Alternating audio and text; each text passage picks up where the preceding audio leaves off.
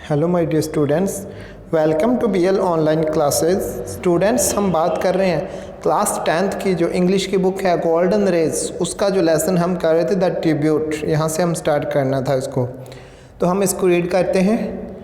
Gone are those days, gone are those feelings when the word home filled heart with emotions, filled my heart with emotions.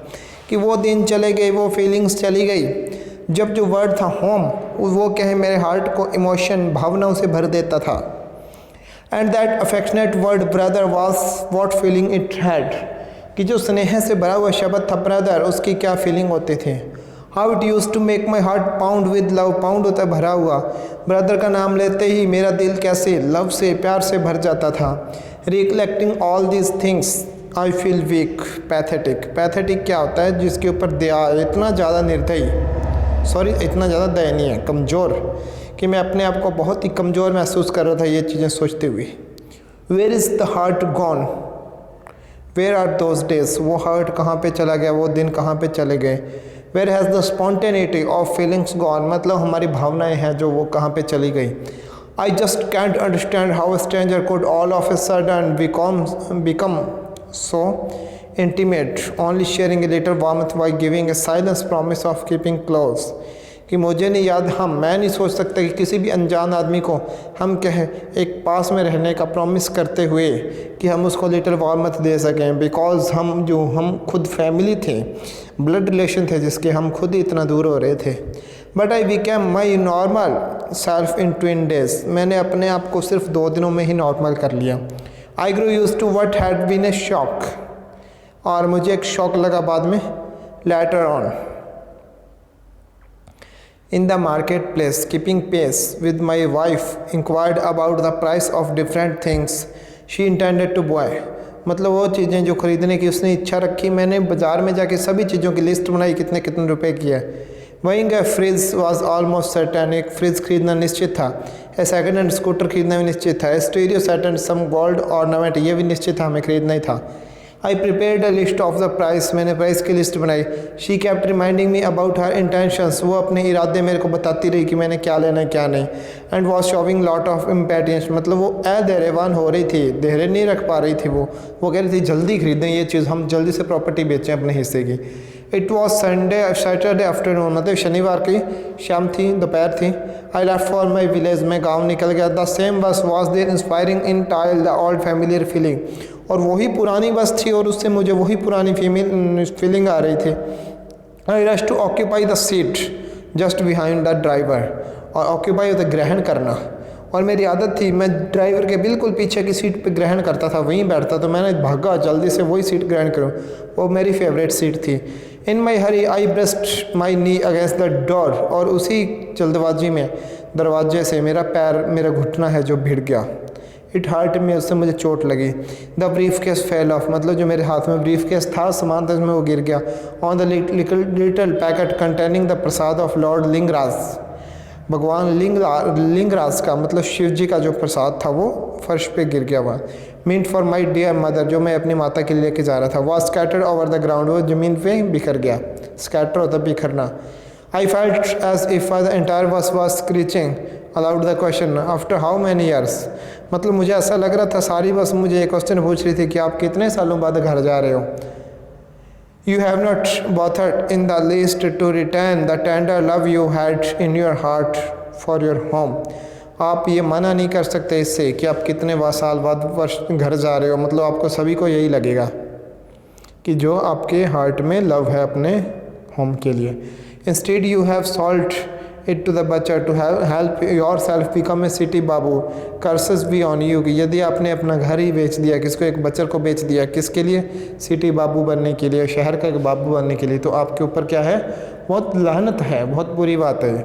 I bordered to the bus, मैं बस में चढ़ गया। Collecting the brief case and the content of the soiled packet, और जो packet के अंदर soiled हो चुका था, मिट्टी मिल चुकी थी, वो कंटेंट मैंने उठाया, वहाँ से सामान उठाया।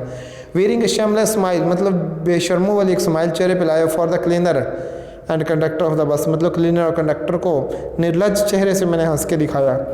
It was 5 in the evening, शाम के 5 बज चुके थे। व्हेन आई गॉट डाउन, कि जब मैं उतरा। I had written beforehand, मैंने पहले लिख दिया था कि मैं आ रहा हूँ। My elder brother was there to meet me at the bus stop. मेरा बड़ा भाई बस स्टॉप पे तैयार खड़ा था मेरे से मिलने के लिए। He appeared little tired and worn out, मतलब वो अब थका हारा सा कमज़ोर सा लग रहा था। Give that briefcase to me, वो मुझे बोला कि ये ब्रीफ केस मुझे दे दो। दैट मस्ट बी हैवी, कि शायद ये बहुत हैवी हो गया। देखो खुद कमज़ोर है बड़ा भाई, फिर भी मेरा छोटे भाई का मतलब अपना ब्रीफ केस उठा रहा है। He almost snatched it away from me, लगभग उसने मेरे से छीन ही लिया था वो। I forget even to touch his feet, और यहाँ तक कि मैं तो उसके पैर छूने भी भूल गया था। This had never happened earlier, आज से पहले ऐसा कभी नहीं हुआ। He was walking in front of me, वो मेरे सामने सामने चल रहा था। We were walking on the village road, हम गांव की सड़क पर चले थे। Dusty and ever the same, और डस्टी थी, धूल भरी थी, और पहले की तरह ही थी वैसी ही। I was usually crossing the street along to go to a teacher in the evening for tuition. मैं पूरी गली को, स्ट्रीट को क्रॉस करके शाम को एक टीचर के पास ट्यूशन के लिए जाता था। It was generally late and dark when I return from my study, जब मैं अपनी स्टडी से वापस लौटता अंधेरा हो चुका होता, बिल्कुल लेट हो चुका था मैं। Unfailingly my elder brother would be there to escort me, मतलब मेरी हेल्प के लिए, मेरे को घर लेके जाने के लिए मेरे बड़े भाई वहीं खड़े मिलते मेरे को। लेस्ट आई शुड बी फ्राइटेंड, नहीं तो मैं क्या होता, डर जाता, कि ताकि मैं डरूँ ना, इसलिए मेरे भाई उस ट्यूशन टीचर के घर से बाहर मुझे मिलते हमेशा। He would carry the lantern, मतलब वो लालटेन उठाते। My bag of books and notes, मेरे बुक्स और नोट्स का बैग उठाते। I had to follow him to do so, और मुझे क्या करना होता था, उसको सिर्फ फॉलो करना, उनके पीछे पीछे चलना होता था। If I lagged behind he would ask why you are perhaps tired, यदि मैं थक जाता तो पीछे रह जाता और पूछता कि शायद आप थके हुए हो। Come hold my hand and walk with me, कि चलो मेरे हाथ पकड़ो, मेरे साथ साथ चलो। He sometime used to carry me on his shoulders while going to the field for stroll, कई बार खेतों में घूमने के लिए जाते तो मुझे अपने कंधों पे भी उठा लेते थे वो। The bus stop was some distance from the village, और बस स्टॉप गांव से कुछ दूरी पर था। I had fallen behind him, मैं पीछे रह गया। He stopped and asked the same old question he used to ask, मतलब वो रुके और वो सेम ही क्वेश्चन पूछा जो हमेशा पूछते थे। I just could not speak, मैं कुछ बोल नहीं पाया। The past was sprouting up me, मतलब पास्ट में मुझे डरा रहा था, पास्ट मेरे सामने आ रहा था। The childhood days and the days now, मतलब वो चाइल्डहुड के डेज और अब के दिन मेरे आंखों के सामने आ रहे थे। टाइम हैज़ कॉगुलेटेड फॉर मी, समय मेरे लिए कितना चेंज हो चुका था। आई हैव चेंज, मैं चेंज हो चुका था। बट माई एल्डर ब्रदर, मतलब वो बिल्कुल भी चेंज नहीं हुए। Time could not bring upon him any change, time के कारण उनके ऊपर कोई चेंज नहीं आया। As in those days, he was still walking in front of me, carrying my bag. I felt so small. मतलब फिर भी इतना कुछ हो गया, मैं चेंज हो गया, समय चेंज हो गया, परिवार चेंज हो गया, फिर भी वो उस समय के बावजूद भी मेरा बैग उठाते हुए, इतने कमज़ोर होते हुए मेरा बैग उठाते हुए मेरे सामने सामने चल रहे थे, और मैं उनके सामने अपने आप को बहुत ही छोटा महसूस कर रहा था, तुच्छ महसूस कर रहा था। हेजिटेटिंगली आई सेड, मैं हिचकिचाते हुए मैंने पूछा, brother give me that briefcase, brother मेरे को वो ब्रीफ केस दे दीजिए। Let me carry it for a while, मतलब कुछ समय के लिए मुझे उठाने दो। Don't you worry, he said, O लेकिन नहीं आप चिंता मत करो। It is heavy and you are tired, आप थके हो और ये भारी है। लेट्स क्विकन अवर स्टेप, मतलब जल्दी से अपने कदम उठाओ। You must be feeling hungry, आपको भूख लगी होगी। It is time for the evening meal, ये शाम के भोजन का समय हो चुका है। I followed him in silence, मतलब मैं चुपचाप उसको फॉलो किया। वी रीच्ड होम, हम घर पहुँचे। इट वॉज ऑलरेडी डार्क, ये अंधेरा हो चुका था। The time for the lighting of the wicks before the sacred tulsi plant, मतलब जो पवित्र तुलसी के पौधे के सामने ये ज्योति जलाने का समय हो चुका था। अनलाइक दोज डेज, उन दिनों की तरह नहीं। None of my nephews rushed to arts me to hollering here is uncle, पहले मैं जब भी घर जाता मेरे भतीजे अंकल आगे करते मेरे आगे दौड़ते, लेकिन इस बार कोई नहीं आया। My sister in law did not return run from the kitchen to receive me, sister in law का मेरी भाभी मेरे को रिसीव करने के लिए किचन से भागी नहीं आई। I was all quiet and calm, मैं मतलब बिल्कुल शांत और चुप था। Only my mother came and stood near me, मैं सिर्फ मेरी माता हुई और मेरे पास खड़ी रही। The second brother and his wife were nowhere to be seen, मतलब जो सेकंड भाई और उसकी जो वाइफ है, जिनका सबसे बड़ा रोल था इस बंटवारे में, वो तो कहीं दिख भी नहीं रहे थे, वो अंदर छुपे हुए थे कहीं। In the entire house there was an air of unusualness rather the stillness of the graveyard, और पूरे घर में कुछ ऐसी हवा बह रही थी जो आज तक मैंने नींद महसूस की। As if the house was preparing for its ultimate collapse, collapse का तो विनाश, जैसे घर अपना विनाश देखने के लिए खुद ही तैयार हो रहा था। I try to be normal with everyone, मैंने कोशिश की मैं हर किसी के साथ नॉर्मल हो जाऊं, but there was no abominable lull all around, लेकिन वहाँ पर तो चारों तरफ और ही कुछ था। My second brother and his wife, मेरा सेकंड ब्रदर उसकी वाइफ थी। In spite of their presence at home showed no emotion, मतलब वो घर होने के बावजूद भी उन्होंने मेरे लिए कोई इमोशन नहीं दिखाई। They were all set for the partition and they cared for nothing else. वो सारे पार्टीशन के लिए तैयार थे, किसी भी चीज़ की फिक्र नहीं थी उनको। I could not sleep that night, मैं उस रात्रि सो नहीं सका। And the following morning passed quickly uneventfully, और फॉलोइंग मॉर्निंग मतलब मैं अगली मॉर्निंग हुई तो मैं जल्दी से घर से निकल गया। इट वॉज मिड डे, मतलब दोपहर हो चुका। 7 or 8 people had gathered in our courtyard, 7 या 8 पीपल लोग हमारे कोर्टयार्ड में इकट्ठे हुए आंगन में। टू सुपरवाइज द डिवीज़न, मतलब डिवीज़न का ध्यान रखने के लिए बंटवारे का।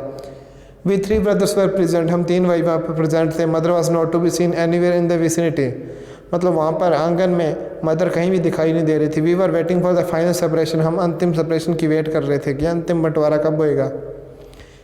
As if ready to slice out the flesh of the domestic body which our parents had nourished since the day of their marriage, कि हम उसका फ्लैश जो मीट है, मतलब बॉडी है हमारे शरीर की, सॉरी हमारे घर की, और उसमें से एक एक टुकड़ा लेने को तैयार थे, जो हमारे माता पिता ने जब से उनकी मैरिज हुई है तब से उसको नरिश किया, पाला पोसा था। And then we would run away in 3 different directions clutching a piece each, और हम उस मांस का एक एक टुकड़ा लिए हुए तीनों अलग अलग दिशाओं में दौड़ जाते। All the house hold articles were heaped in the family courtyard, heap होता है ढेर, तो हीप्ड मतलब ढेर लगाया गया। जो भी हाउस होल्ड का इतना भी सामान था कोर्टयार्ड में, प्रांगण में, उसका ढेर लगाया गया। These were to be divided into 3 parts, उनको 3 parts में बांटना था। All the small things of the house, almost every movable, starting from the ladders made out of coconut shells and bamboo to the little box where father used to keep his beetles, the axe and all ready set had been produced, मतलब वहाँ पे पुराना radio set, bamboo थे, जो भी छोटी छोटी चीज़ें थी, कोकोनट शेल थे, गए थे जो उसके नारियल के शेल थे, छोटी से छोटी चीज़ लेकर बड़ी से बड़ी चीज़ तक सब डेयरी में रख दी गई। A long list of all item were made, मतलब सभी की लंबी लिस्ट बनाई गई। नथिंग वॉज स्पेयर्ड, कोई चीज़ रखी नहीं गई।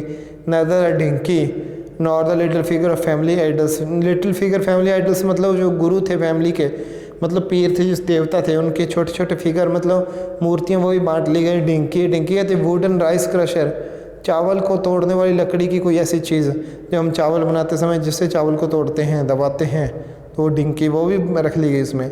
आई saw my elder brother rise, मैंने देखा मेरा एल्डर ब्रदर खड़ा हुआ। He stopped at for a moment near the pile of things and unfasten the strap of his wrist watch and placed it on the heap with other things. और वो मेरा भाई खड़ा हुआ कुछ समय पर, वो चीज़ों के ढेर के पास खड़ा रहा, फिर अपनी अनफास्टन मतलब घड़ी को का फीता खोला और अपनी कलाई घड़ी को हीप पर कचरे के ढेर पे, सॉरी कचरे के ढेर नहीं, सामान के ढेर पे डाल दिया। परहैप्स ए टीयर ट्रिकल डाउन हिज चिक, शायद उसकी आंखों से गालों तक आंसू आ गए थे। With a heavy Sai he left the place, मतलब भारी आह भरते उसने वो स्थान छोड़ दिया। तो स्टूडेंट्स आज की क्लास में इतना ही, मिलते हैं कल नेक्स्ट लेक्चर में बात करेंगे यहाँ से। तो तब तक गुड बाय।